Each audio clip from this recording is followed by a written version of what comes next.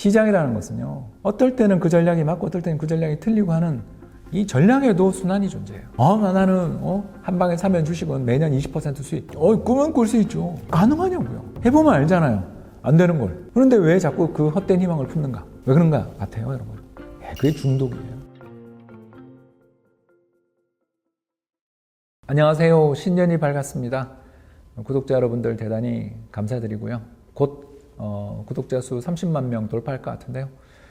특별한 이벤트는 이미 지난해 연말에 했기 때문에 댓글 이벤트로 선정되신 분들한테 책 보내드리겠다는 약속은 아마 곧 지켜질 것 같고요. 재밌는 질문을 주신다고 해서 준비해봤습니다. 연말인데 뭐 하셨어요? 동굴곰이라고 집에서 불리고 있습니다. 정말 그 연휴 내내 잠을 하루에 한 12시간씩 잔 것 같아요. 그래서 그동안 쌓였던 피로도 풀었고요. 특히 연말 연시에 송년회를 많이 하잖아요.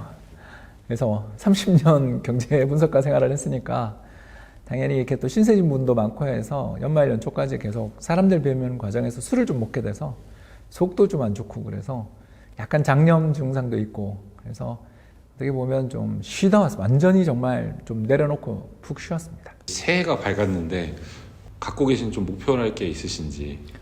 목표요?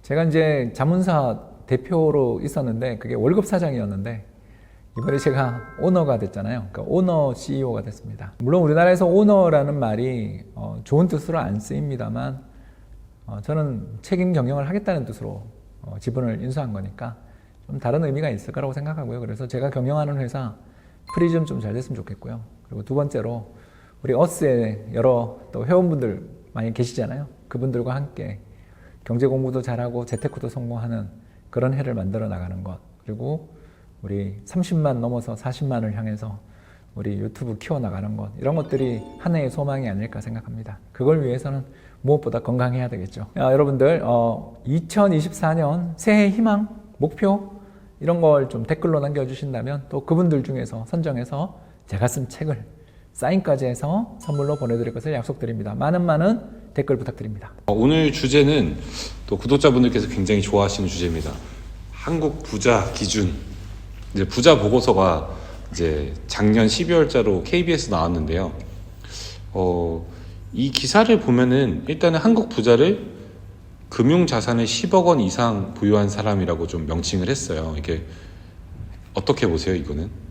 괜찮은 정의죠. 왜 그러냐 하면 우리나라 전체 부자나 가난뱅이나 할 거 없이 한국 사람들은 부동산을 좋아합니다. 그리고 당연히 자산이 없으신 분들은 대부분 그 부동산이라는 게 뭐냐 하면 전세 보증금, 그로 이제 간주되는, 그러니까 남에게 더 부자에게 돈을 빌려주고 그 집에 사는 거잖아요. 그러니까 그런 형태인 거고요. 그리고 우리나라 대부분의 중산층과 상류층들은 부동산이 어디 부동산이냐에 따라서 중류층과 상류층으로 분류될 정도로 한국 사람들은 금융자산을 되게 적게 가지고 있습니다. 따라서 금융자산 10억이다라는 말을 다르게 이야기하면 집은 20억, 30억짜리 사시는 분인 거죠. 따라서 이와 같은 자산 배분의 구조들을 생각해 볼 때 금융자산 10억이다라는 말은 다르게 표현하면 한국 순자산 기준 상위 1%를 포괄하는 그런 정의로서 나름 괜찮은 정의라고 생각합니다. 보면은 0.89%라고 나와 있어요. 근데 10억 원 이상 있는 분이 전체 인구의 1%도 안 된다는 게 굉장히 적게 느껴지는데 왜 그렇게 느껴질까요? 우리나라 사람들이 자신의 소득을 감췄을 가능성도 있고요. 저는 그것도 좀 있다고 생각합니다. 왜냐하면 최상위 계층으로 가시면 일단 한국에 잘 안 계세요. 저는 그런 경우를 워낙 많이 봐가지고요. 제가 자문사를 하면서 고객님들 상담을 많이 드리는데, 자문을 많이 해드리는데 한국에 들어오면 그때 배워요라는 일정이 되게 많아요. 그런 걸 보면 아무래도 우리나라의 최상위층 분들은 좀 해외에 계시니까 면담하기 어렵다. 그리고 두 번째는 그분들의 어떤 소득이나 이런 게 밝혀지면 또 세금이나 이런 문제가 있을 수 있기 때문에 기피하는 면도 있겠죠. 그래서 이거보다는 저는 많을 것이라고 생각합니다. 다만 많다 하더라도 아주 크게 차이는 안 날 것이다. 왜 그런가 하면 다른 방식으로 우리나라의 소득세 자료라든가 상속세 자료 등을 통한 각종 여러 연구자들의 통계들을 보더라도 그렇게까지 우리나라의 적어도 순자산 기준 10억 그리고 전체 자기 자산 기준 30억 정도를 가지고 계시는 분들의 숫자는 그렇게 많지 않다.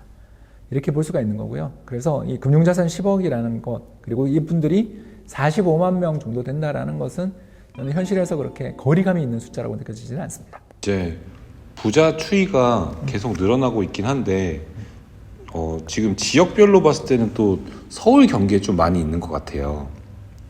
서울, 경기 그리고 경남, 부산에 많은데 이거는 좀 뭐 특별한 이유가 있을까요? 거기에 우리나라에서 가장 좋은 직장이 집중되어 있기 때문이죠. 그래서 전 세계 4위의 클러스터. 클러스터가 뭐냐면요. 일자리와 학교, 연구소의 어떤 집합체를 뜻합니다. 그러니까 창의 엔진이 모여있는 곳이라고 저희들이 부르는 곳인데요. 이와 같은 어마어마한 창의 엔진 속에서 세계 1위는 뭐 여러분 아시는 것처럼 동경 요코하마 클러스터고요.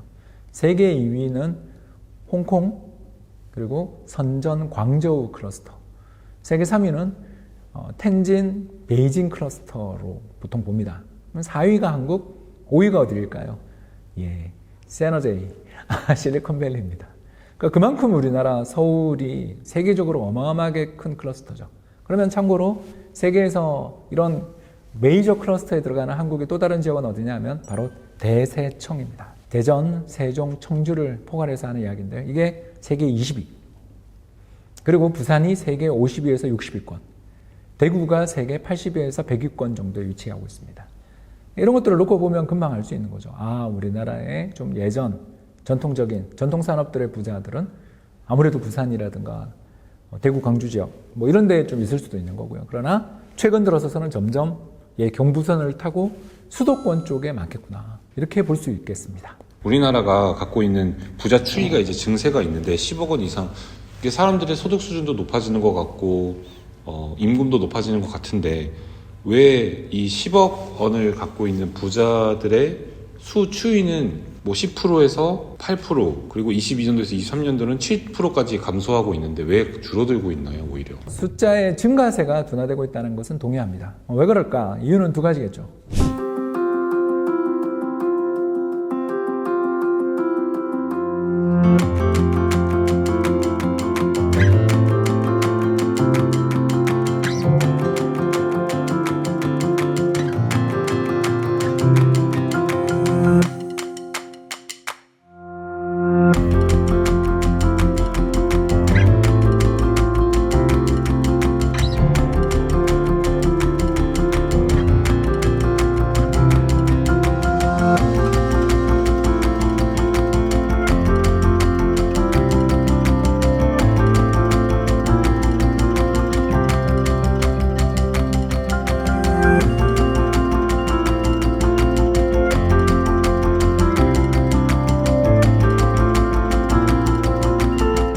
잘 아시겠습니다만 첫 번째는요. 경기가 최근에 안 좋았죠. 이게 제일 크고요. 두 번째를 더 집중적으로 말씀드리겠습니다. 돈 관리하는 법을 배우지 못한 분들은요. 변동성에 약합니다. 이게 무슨 말이냐면 이걸 돈을 어떻게 관리해야 될지를 모르는 그리고 이 돈을 어떤 식으로 투자를 해야 될지를 잘 모르게 되면 변동성이 커지는 순간 순식간에 이 1%의 상위 0.8%의 이 부자 대열에 계신 분들도 탈락하기 쉽거든요. 그런 경우를 저는 되게 많이 봐요, 사실은. 우리나라는 이렇게 금융지식들이 부자조차 없는 분들이 꽤 있다.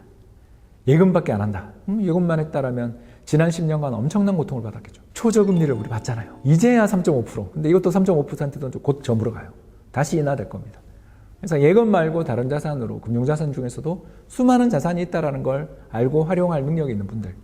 그런 분들의 숫자는 크게 늘지 않았다고도 볼 수 있는 거죠. 즉 경제 규모가 커지고 연봉이 1억 이상 연봉을 받는 분들이 뭐 몇백만 명, 100만 명 넘잖아요. 이렇게 커지는 거에 따라서 당연히 금융자산 10억 넘는 사람도 커져야 되는데 그 속도만큼 안 느는 이유는 변동성을 자기 것으로 만들지 못하는 그런 리스크들에 봉착하시는 분들이 굉장히 많은 거고요. 특히 하나 더 이야기하자면 주식 부자들 중에 상당수가 그렇게 되죠. 왜 그러냐? 우리 LG 에너지 솔루션, 두산 로보틱스. 지금 제가 이야기하는 회사들이 전부 얼마 전 IPO 대박이 났던 지난 몇 년 사이 IPO 대박이 났던 회사입니다. 자, 거기 계시는 분들 중에 중명이 좀 상위직급 분들 같은 경우는 주식 부자가 됐을 거예요. 자, 어떻게 관리하고 있을까, 그걸. 물론 이제 퇴사를 해야 팔 수 있다라는 조건이 깔려있는 지분도 있겠지만 그걸 적절하게 잘 관리하고 고점에서 잘 파는가. 거기에 그냥 올인하고서 더 좋아질 거야 라고 희망회로를 돌리는가. 이런 거에 따라서 사람들의 재테크 능력들, 금융자산의 비중도 달라지겠죠. 이런 요소에 진폭이 있었다. 볼 수 있겠습니다. 한국 부자 순위에 대해서 얘기하고 있는데, 부자 기준에 대해서 얘기하고 있는데, 요건 이제 KB가 정한 기준이긴 한데, 이 10억이라는 돈이 좀 멀리 보이다가도 좀 가까우게 느껴지기도 하는데, 한 30, 40대 직장인들이 충분히 꿈꿀 수 있는지. 그럼요. 그러면은 월급으로도 네, 그럼요. 어떻게 좀 그럼 전략을 어떻게 세워야 돼요? 예, 그 투자의 성공은요, 세 가지에 달려 있는데, 첫 번째는 기간. 30, 40대라면 10년, 20년 남은 거잖아요. 보통 그 은퇴를 50대 초반에 한다고 치면, 그 직장 생활을 하거나 사업을 하실 때 왕성하게 하시는 분들에게 10년에서 20년 정도의 투자 기간이라는 건 충분히 긴 기간이고요. 두 번째, 전략. 전략이라는 게 뭐냐면 어떤 식으로 운용을 해야 되는가에 대한 어떤 방침이 있어야 되는데, 제가 뭐 오늘 유튜브 동영상 좀 촬영하는 과정에서도 여러분들 벌써 떠오르신 분들이 계실 거예요. 반반 전략이라든가 탈무드 전략이라든가 투자 4분법이라든가 이런 전략들 보면 대체로 6에서 8% 정도의 성과를 지난 40년 동안 올렸던 전략들이 있잖아요. 그리고 그 전략들이 2023년에도 상당히 잘 작동했지 않습니까? 자, 그렇다면 벌써 답이 다 나왔죠. 그 정도를 하게 되면 우리는 다 알거든요. 10년에 2배 나는 수익률이 7.2%예요. 그럼 1억을 가지고 있으면 10년을 가지고 2억이 되고요. 20년 가지고 있으면 4억이 되는 거죠. 3억이 아니에요, 여러분. 자, 그런데 거기에 그냥 가만히 놔두는 게 아니라 어떻게 한다고요? 이게 매년 적립을 2천만 원씩 해야죠. ISA 계좌 이런 거 파가지고, 그죠? 이런 식으로 해서 계속 그 전략을 늘려나가면 6에서 7% 정도의 운영 성과를 올린다고 가정하고, 지금 현재 정잣돈 1억을 가지고 계신 분이 매년 2천을 꾸준히 한다 그러면 이분의 총 정잣돈은 5억이잖아요. 20년 투자를 한다고 가정했으니까. 그 5억이지만 아마 그분 20년 뒤에 투자가 될 때는 15억에서 20억 사이가 될 겁니다. 운영 전략 따라 조금씩 다릅니다만.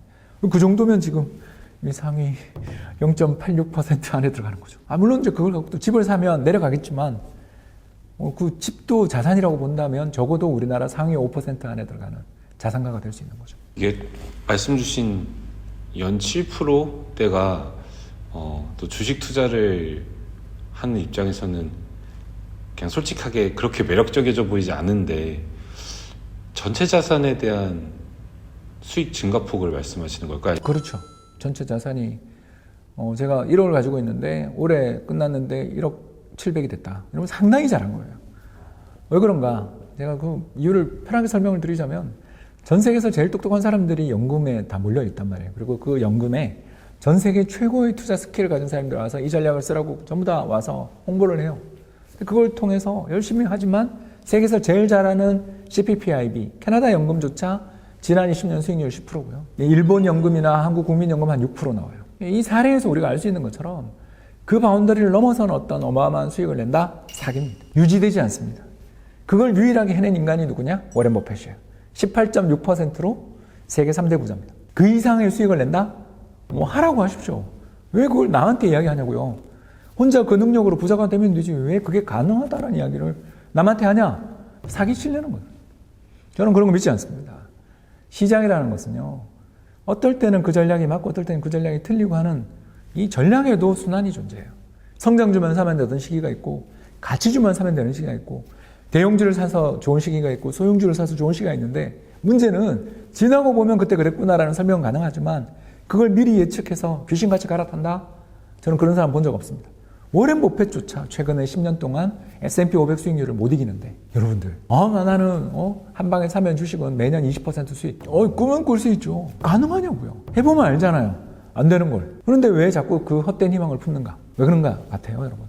그게 중독이에요. 한 방에 큰 돈 벌고 싶고 한번 긁어서 한번 성공을 거두고 나면 짜릿하거든요. 그리고 그 짜릿함을 맛보고 나면 7%, 8% 수익이 얼마나 대단한 건지를 잊어버리고 그걸 굉장히 견디질 못해요. 아주 재밌는 게임을 한 다음에 그 게임 다 끝난 다음에 허탈감 느끼고 더 재밌는 게임을 찾아다니고 있는 그런 우리 마음들을 느껴본 적 없으세요? 저 역시 그랬거든요. 저 같은 경우는 일본 만화 매니아였어요. 90년대 일본 만화가 얼마나 재밌었습니까? 그 전성기의 일본 만화들을 보다가 최근에 나오고 있는 일본 만화가 나쁘다고 생각은 안 하지만 그때 봤었던 그런 짜릿함들을 느끼지 못하게 되고 그 업계, 그 분야를 아예 안 보게 되는 저는 일을 겪었거든요. 대신에 그 사이에는 어떤 일이 있었겠어요? 미친 것처럼 봤습니다. 더 재밌는 거 없나? 더 재밌는 거 없나? 그 소중한 시간들을 많이 날렸죠. 그러나 그게 제가 여러분한테 하고 싶은 이야기는 뭐냐면 더 재밌는 거, 더 좋은 거를 갈구하는 그 마음 자체가 컨텐츠에서야 그래도 어느 정도 억제가 가능하지만 주식은요, 레버리지 일으켰다가 한 방에 털리면 반대매매 당하고 나중에 CFD 같은 경우에는 여러분 아시죠? 경매 넘어갑니다. 월급도 추징당하고요. 그렇기 때문에 운용에 있어서 7%가 이게 얼마나 대단한 것이고 전 세계 연기금들이 7% 수익을 내기 위해서 얼마나 노력하는지를 생각해 본다라면 그런 수익을 하찮게 여긴다는 마음 자체가 벌써 나는 약간의 중독 증상이 아닌가. 고수익에 대한 갈구, 고위험에 대한 짜릿함, 즉 투자를 재미의 대상으로 생각하는 거 아닌가. 지루함을 견딘 대가가 수익이 있는 건데 재미도 없겠다? 이건 수수료를 증권사에 다 갖다 바치겠다는 말밖에 안 되는 거죠. 단타를 치고 레버리지를 하더라도 운이 좋으면 부자가 될 수 있어요.